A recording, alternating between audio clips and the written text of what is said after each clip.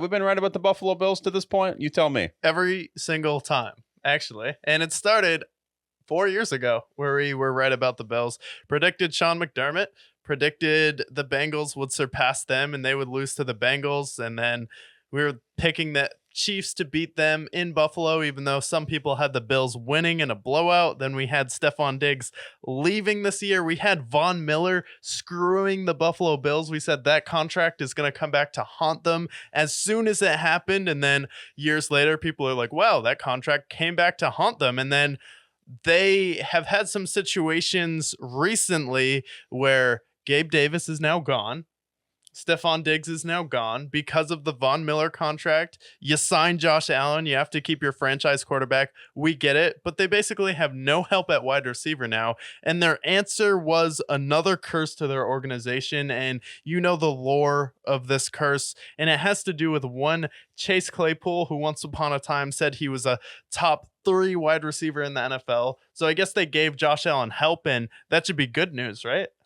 No. Chase Claypool, for those who forgot, drafted by the Pittsburgh Steelers, went into Pittsburgh. He had 2 pretty good years overall. He had 860 receiving yards and 870 receiving yards, respectively. So entering into this next year, making that big leap, looking at his contract, he's in his 3rd year, right? And he becomes an absolute nightmare for Pittsburgh. Pittsburgh starts out really slow, and they decide, we're tired of this guy. Let's trade him to the lowly Chicago Bears, which at the time was with Justin Fields, you know, the guy who's going to win Pittsburgh over, apparently. And then what does he do in Pittsburgh? Surely, after those 2 great seasons. 2 great years. You can probably guess how many receiving yards he had that rest of his year, right? You're right. 140 receiving yards with 14 catches and completely disappeared in the last 7 games of the season. You're right. Nailed it. Pulled a D Swift, exactly. And then the next year, you know, maybe what happened was a fluke. Maybe that was a fluke. We don't know. He goes into training camp. He goes back to work for Chicago. And he catches 80 yards in 8 games. And they say, time to get him out of here. We're cutting his ass. He's gone. Keep in mind that in that time, Chicago went 5-19. Not very good. That's weird. So then he goes and he gets cut. And the Miami Dolphins, who at the time were 7-4. Oh, not the Dolphins. The Miami Dolphins. They're riding high. They're in the lead for the division. They're having Super Bowl aspirations. They have the great Tua Tagovailoa at quarterback. They pick him up. They figure, why not have more speed at our position? And you can guess what happens there. Takes over the team and leads the league in absolutely nothing. He has 4 catches for 80 yards in the season. They go from 7-4 and they end their season 10-7. So do the math there. That's 3-4. 3-4. But now, lucky for him, he's got a chance to resurrect himself with the Buffalo Bills, who now have at wide receiver. Yeah, what's his number in Buffalo? Number 14. Now, who was number 14 last year? And who was number 14 the last 4 years? Oh, yeah, Stephon Diggs. Stephon Diggs, you know, the guy who will go down as one of the best Bills wide receivers of all time when it's all said and done. That guy, what could go wrong with that? Surely the last history, you know, practice that I've showed you the last couple minutes or so, surely nothing will go wrong there. We've gone over a number of Bills curses in the last several, you know, pretty much the last 4 years. We've gone over the curse of O.J. Simpson. We've gone over the curse of just Buffalo in general, just literally the city of Buffalo, New York. Nothing against the great citizens of Buffalo, New York, but Buffalo, New York, being cold and frigid and miserable to live in. And now we also mentioned the Super Bowl losses and missing a field goal and things going wrong and them being basically an elevated, you know, evolution of the LA Chargers. And now here we are now, and we're going to bear witness to the curse of Chase Claypool in real time. Yeah, it's the curse of Chase Claypool, and this is a situation where automatically in my mind, when I see Odell Beckham Jr. go to the Miami Dolphins, I see you lose Stephon Diggs last year, and I see you, I don't know, lose Gabe Davis as well, even though it's a coin flip.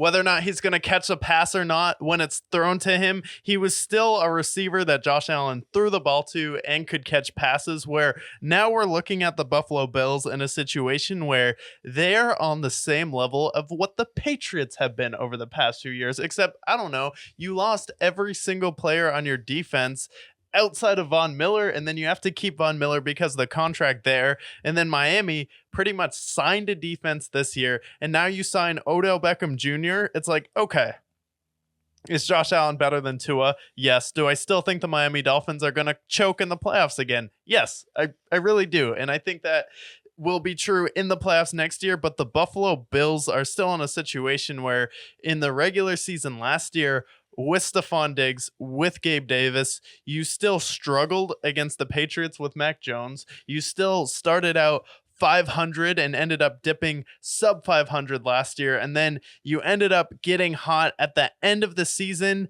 And then you only won because Tyreek Hill was injured in the last game versus Miami, but you still had a chance to lose that game in Miami. And you just barely won the division last year. And this year, I don't see a way where they can come back and win the division unless they're able to go out there and trade for someone like T. Higgins, Brandon Ayuk, or Deebo Samuel. But I just don't see it happening for Buffalo, especially with Chase Claypool. He's someone I see walk in the door, and it's literally a subtraction by addition. Same thing like having Kadarius Toney on the field and active. I'm like, anytime Kadarius Toney is active and on the field and playing, I can't have the Chiefs in my top 5. And then they finally deactivated him for the playoffs, and suddenly the Chiefs are good again. Wow, that's crazy. Same thing with Miami. Same thing with when Chase Claypool left. So this is going to be another just toxic cancer in the Bills locker room. Okay, sure. Some beef with Chase Claypool, or not Chase Claypool, some beef with Stephon Diggs there. He's gone now, but then you bring in Chase Claypool. It's like, it's not going to get better. You just subtracted some bad juju and added more bad juju into your locker room.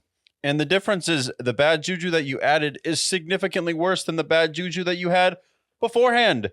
And you didn't get anything in return for him, for Stephon Diggs. And then for me, it's the way that they replace him with Chase Claypool and for him to take his number so quickly. Because even we go back to OJ, and rest in peace, OJ, by the way. We never got to talk about that because I was in Berlin at the time.